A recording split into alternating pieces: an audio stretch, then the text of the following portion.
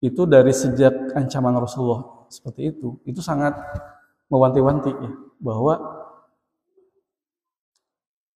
aku akan mati diterkam gitu oleh binatang buas. Gitu. Nah, akhirnya suatu ketika dalam sebuah peristiwa gitu ya, nggak tahu ya namanya Rasulullah, ya Rasulullah itu kan tidak pernah berbohong ya. Walaupun Rasulullah itu awal beliau ya sebelum menjadi nabi dan rasul itu kan disebut atau diberi gelar Al-Amin ya. Tapi ketika Rasulullah usia 40 dan menjadi nabi dan rasul itu berbalik menjadi disebut pendusta, orang gila dan sebagainya gitu ya. Nah, makanya kemudian anaknya Abu Lahab itu percaya ya, ucapan Rasulullah itu tidak bohong gitu. Dan akhirnya suatu ketika di suatu kondisi itu benar-benar ada harimau gitu ya. Dan harimau itu ujug-ujug muncul kemudian menerkam anaknya Abu Lahab itu dan kemudian meninggal gitu. Dan harimau itu entah kemana hilang lagi gitu. Nah, demikian juga seperti ini ya. Ini Ubay bin Khalaf juga, aduh, Rasulullah mengancam akan membunuhku. Ya, pasti ini akan terjadi ya. Dan memang kejadian waktu itu di perang Uhud ya. Ubay bin Khalaf itu mengikuti peperangan dan hampir dibunuh oleh sahabat yang lain. Sampai kemudian menyerang Rasulullah. Kemudian ada sahabat yang lain, saya lupa namanya ya. Dan sahabat ini mengatakan, ya Rasulullah, aku akan membunuh Ubay bin Khalaf. Rasulullah mengatakan, jangan. Dia akan dibunuh oleh saya. Gitu. Dia akan dibunuh olehku. Kemudian Rasulullah membawa lembing, kemudian melempar ke Ubay bin Khalaf dan kena lehernya. Ya, kena lehernya. Sampai kemudian Ubay bin Khalaf kabur dan menemui beberapa sahabatnya dan mengatakan bahwa aku akan dibunuh oleh Muhammad. Aku akan dibunuh oleh Muhammad. Dan Muhammad pernah mengatakan bahwa aku akan dibunuh oleh Muhammad. Terus sahabatnya Ubay bin Khalaf mengatakan tidak, ini hanya luka kecil saja, gitu. Padahal itu lukanya besar dan darahnya tidak berhenti. Ya. Maka pada selesai perang Uhud dia meninggal karena luka yang luar biasa. Gitu. Dan akhirnya benar, ya, kejadian bahwa Ubay bin Khalaf dengan kesombongannya benar-benar meninggal di tangan Rasulullah Muhammad SAW. Ikhwan fillah rahimakumullah, ketika perdebatan ya, di kalangan kafir Quraisy yang mencemooh ya dengan kaum muslimin ya, yang mencemooh ayat ini ya, sampai kemudian Ubay bin Khalaf ini taruhan dengan Abu Bakar ya. Sahabat Abu Bakar mengatakan gini, yuk kita taruhan. Rasulullah ucapannya benar dan ini adalah firman Allah. Dan aku yakin ya bahwa Romawi akan menang atas Persia. Dan aku taruhan dengan 100 ekor unta. Ubay bin Khalaf juga menyanggupi itu. Karena memang kenapa Ubay bin Khalaf yakin bahwa Romawi itu tidak akan bisa mengalahkan Persia, bahkan Romawi itu akan kalah terus karena memang pada waktu itu kekuatan Persia luar biasa ya. Kalau secara fisik Romawi itu lemah ya, tidak mungkin bisa mengalahkan Persia gitu. Jadi dia yakin ya Ubay bin Khalaf ini. Padahal di dalam Al-Qur'an disebutkan bahwa wahum mim ba'di ghalabihim sayaghlibun. Jadi setelah mereka itu kalah ya, Romawi itu kalah oleh Persia, sayaghlibun, maka nanti akan menang. Kemudian dilanjutkan di ayat keempatnya fi bid'in sinin. Fi bid'in sinin. Dalam beberapa tahun ya. Jadi kalau menurut istilah bahasa Arab bid isinin itu adalah beberapa tahun itu antara 1 sampai 9 tahun. Dan ternyata memang dikabulkan oleh Allah Subhanahu wa taala 7 tahun setelah Rasulullah mengucapkan firman Allah ini, Persia kalah oleh Romawi gitu. Tapi memang Ubay bin Khalaf sudah meninggal duluan Jadi 2 tahun, bukan 2 tahun ya, 5 tahun sebelum kekalahan Persia ya, oleh Romawi itu, Ubay bin Khalaf sudah meninggal. Gitu. Jadi taruhan itu dilanjutkan oleh anaknya. Iyunafillah rahmatullah. Dan ini tentu kaitan dengan keimanan, ya, keimanan kita bahwa banyak ayat-ayat Allah ya, termasuk hadis. Nanti akan saya jelaskan, bacakan juga hadis Nabi ya terkait dengan kekalahan kekaisaran ini. Ya. Ini kan kekalahan Persia oleh Romawi, ya, yang didahului oleh kekalahan Romawi oleh Persia. Gitu. Pada saat Rasulullah hijrah, kan sebelumnya Persia mengalahkan Romawi, ya, Romawi kalah. Gitu. Pada saat Rasulullah hijrah ke Madinah, itu dimulai 1 Hijriah, dimulai peradaban Islam. Itu perang lagi, ya. Romawi dan Persia perang lagi. Gitu. Sampai akhirnya ayat ini membuktikan kebenarannya, ya, dengan dikalahkannya Persia 7 tahun kemudian. Gitu. Nah, makanya orang-orang kafir Quraisy waktu itu memang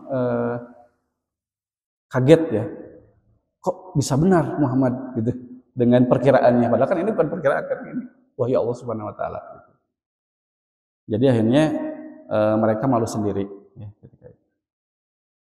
nah, kemudian Romawi menang pada tahun 629. Jadi 5 tahun setelah perang Uhud. Ya, perang Uhud itu tahun 624. Ya, Masehi. Jadi dimenangkan oleh Great Heraclius. Jadi oleh Heraklius, ya. Romawi itu menang ya atas Persia. Gitu. Nah, kemudian pada saat ini hal yang menarik ya, hal yang menarik. Jadi pada saat Rasulullah kan sudah punya kekuatan tuh di Madinah, ya. Sudah mendirikan Daulah Islam Nabawiyah di Madinah. Dan pada saat tahun 629 Masehi itu peperangan selesai, ya, dan dimenangkan oleh Romawi, ya, oleh Raja Heraklius. Kemudian Rasulullah beberapa waktu kemudian menulis surat kedua kerajaan ini, kerajaan Persia dan kerajaan Romawi. Kerajaan Persia waktu itu sudah kalah oleh Romawi. Ya. Jadi yang namanya kalah itu bukan berarti ditaklukkan ya, tapi kalah perang gitu. Kayak Amerika dan Rusia atau Uni Soviet dulu kalah perang gitu. Misalkan Perang Dunia Pertama, ya. Misalkan Jerman kalah ya, Inggris Prancis menang. Tapi kan bukan berarti Jerman kalah Perang Dunia ke-1 itu Inggris dan Prancis menguasai Jerman, bukan begitu. Demikian juga misalnya Perang Dunia Kedua Amerika menang, Jepang kalah ya. Bukan berarti Amerika menguasai Jepang, tidak ya. Ini juga demikian ya. Persia kalah bukan berarti Romawi menaklukkan Persia. Ya. Sudah tuh terjadi kekalahan oleh Persia oleh Romawi. Dan pada waktu itu Rasulullah mengirimkan 2 surat ke 2 negara ini, ke Romawi dan Persia. Surat apa? Yaitu surat untuk supaya mereka dan rakyatnya masuk Islam. Gitu. Jadi memang Rasulullah begitu ya. Rasul itu punya negara gitu ya di Madinah, dan negara itu melakukan dakwah. Ya, karena Islam itu harus bertambah wilayahnya. Bukan berkurang ya. Nah, Indonesia kan berkurang ya, Timor Leste berkurang. Nanti sebentar lagi nggak tahu ada yang berkurang. Justru Islam itu menambah wilayah gitu. Dan itu diajarkan oleh Rasulullah. Asalnya Madinah, bertambah ke Mekah, Futuhat, bertambah ke Romawi, Persia gitu.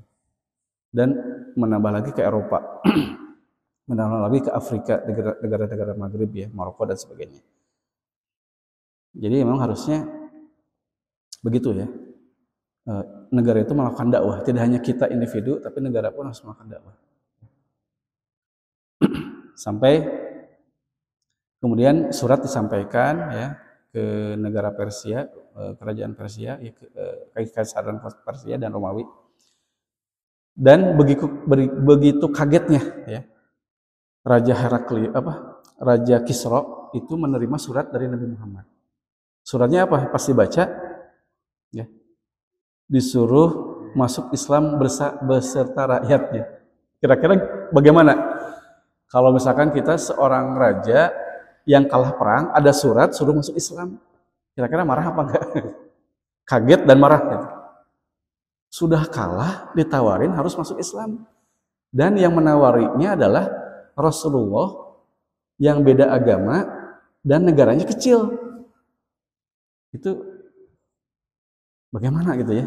Jadi sakit hatinya 2 kali. Sakit hatinya itu di situ. Jadi Raja Kisra itu marah luar biasa. Udah baru kalah dari Romawi ya. Ada surat harus disuruh masuk Islam beserta rakyatnya lagi. Bahkan di sana Rasulullah juga mengancam, kalau tidak masuk Islam maka gitu kan, engkau ya Raja Kisra itu, Raja Persia, Kekaisaran Persia akan menanggung dosa rakyatnya. Gitu. Jadi sudah kalah perang, disuruh masuk Islam, ya, diancamnya oleh Rasulullah yang beda agama lagi, yang negaranya kecil lagi, gitu kan. Udah sakit hatinya, wah luar biasa. Makanya saking sakit hatinya, Raja Kisra itu surat Rasulullah dirobek, ya. Dan robekannya itu ada di museum di Turki ya. Jadi ada teman yang sudah ke sana, katanya udah ada di museum Turki itu surat dari yang dirobek oleh Kisra. Karena kalau nggak salah surat itu dibawa lagi ya, tapi utusan Rasulullahnya ada yang dibunuh ya oleh Raja Kisra, dan suratnya ada di sana. Saya juga ingin ya mudah-mudahan suatu ketika bisa ke Turki ya, ingin melihat beberapa bukti sejarah ya, gitu ya. Dan fotonya saya ada, fotonya udah tersebar di beberapa web ya. Dan akhirnya Rasulullah mengatakan begini, Persia akan hancur sehancur-hancurnya. Dan akhirnya memang ditaklukkan oleh Islam, oleh Sa'ad bin Abi Waqqas. Gitu. Jadi bukan dikalahkan oleh Islam, tapi ditaklukkan beserta rakyatnya yang akhirnya masuk Islam gitu. Nah, kemudian yang kedua, surat itu dikirim ke Kekaisaran Romawi ya. Jadi pada waktu peperangan Persia dan Romawi itu kan kaum muslimin senang ya ketika Romawi itu menang ya. Dan ketika mau menang ya taruhan itu mungkin ya dengan kafir Quraisy juga yang akhirnya kemudian menang ya, dan kaum muslimin berbahagia ya. Di dalam ayat ini ya, ayat 4-nya itu digambarkan oleh Allah kegembiraan kaum muslimin ketika Romawi itu menang ya. Karena apa? Romawi itu masih beragama Samawi gitu. Jadi masih ada hubungannya dengan Islam. Sedangkan Persia itu agamanya Majusi, musyrik yang sama dengan kafir Quraisy gitu. Jadi kafir Quraisy mendukung Persia, kalau kaum muslimin mendukung Romawi. Nah, kemudian Rasulullah ketika Romawi itu menang diberikan surat, itu hampir ya Raja Heraklius itu mau masuk Islam. Jadi dibaca surat Nabi Muhammad ini sampai kemudian mengatakan kepada utusan Nabi Muhammad itu bahwa ini pasti dari agama yang benar gitu. Dan orang ini dengan ciri-ciri yang disampaikan oleh utusan Rasulullah itu, gimana sih ciri orang yang mengajak Islam ini, siapa Muhammad itu, ciri-cirinya bagaimana, kebiasaannya bagaimana, turunannya bagaimana, di masyarakatnya bagaimana, itu diceritakan oleh utusan bahwa ini pasti seorang nabi gitu. Makanya enggak dirobek seperti Persia ya.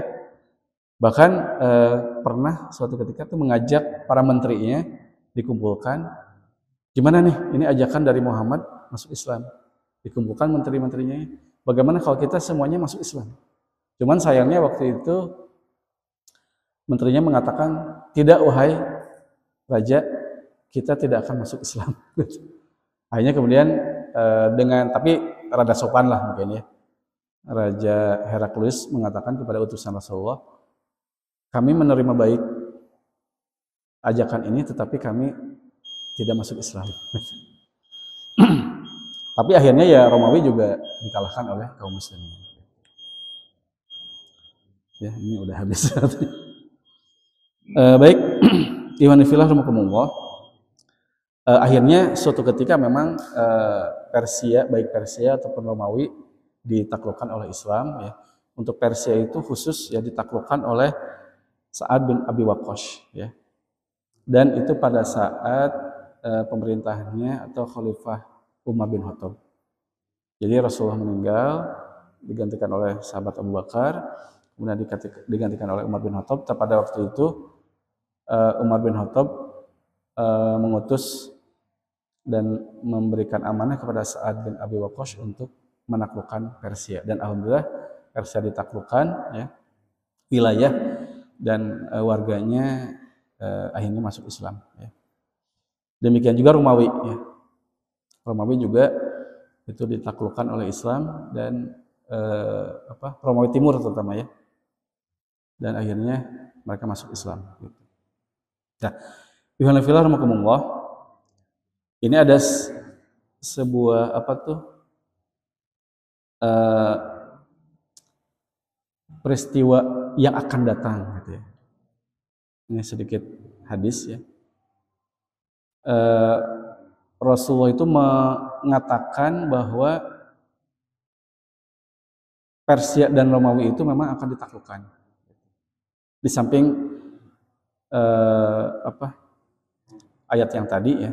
Tapi ini penaklukan Romawi dan Persia yang disampaikan oleh Rasulullah langsung ketika perang Khandaq. Jadi Rasulullah pada waktu perang Khandaq itu membuat parit.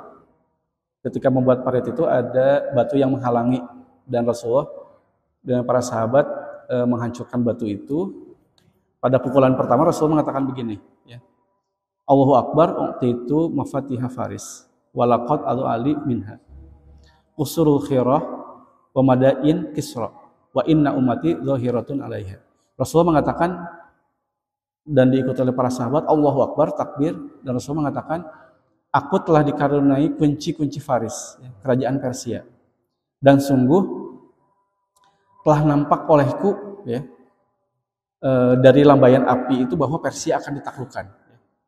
Usurul khirah. Ya.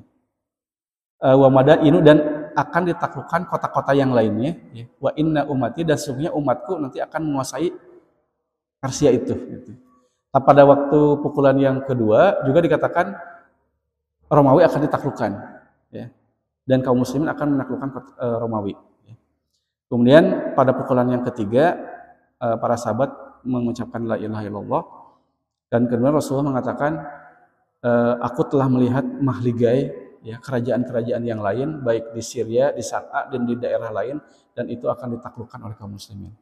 Kemudian kaum muslimin mengatakan hadza ma wa'adanallahu wa rasuluh wa sadaqallahu wa rasuluh.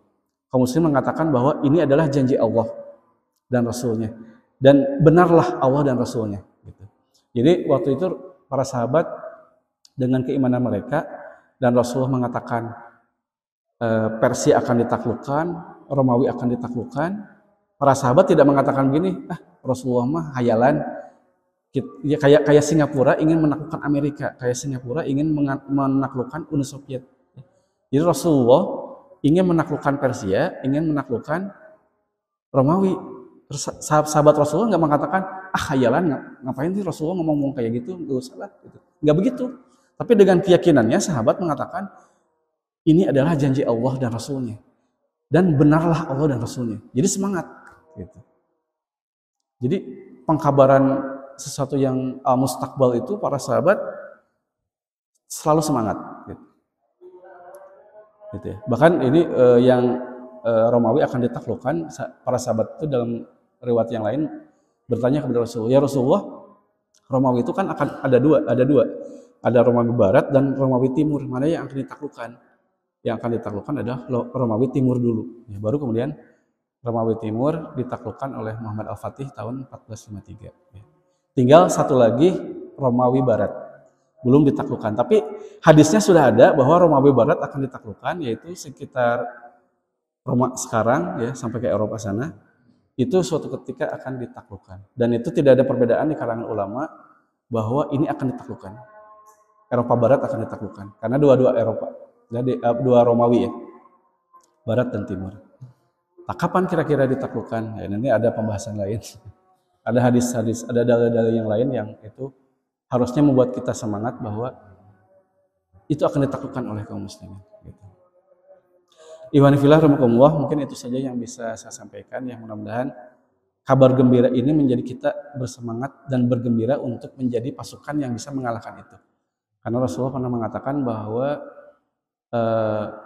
yang menaklukkan Romawi Timur itu adalah sebaik-baik pasukan. Gitu ya. Kalau sebaik-baik pasukan, kalau Rasulullah sudah memuji, berarti kan orang yang dipuji itu pasti imbalannya surga, pasti itu. Ya. Makanya yang akan mengalahkan Romawi Barat nanti siapa? Apakah kita ikut di dalamnya atau tidak? Atau kita hanya penonton gitu. Nah ini ya yang harus membuat semangat kita, yang mudah-mudahan kita bagian dari perjuangan itu. Ya. Itu saja yang bisa disampaikan ya.